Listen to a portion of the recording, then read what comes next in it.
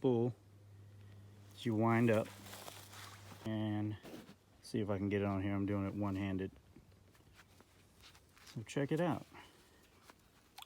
Little survival fishing rod. Actually works. Obviously, I'm not going to cook this guy because I don't need him. But you see it.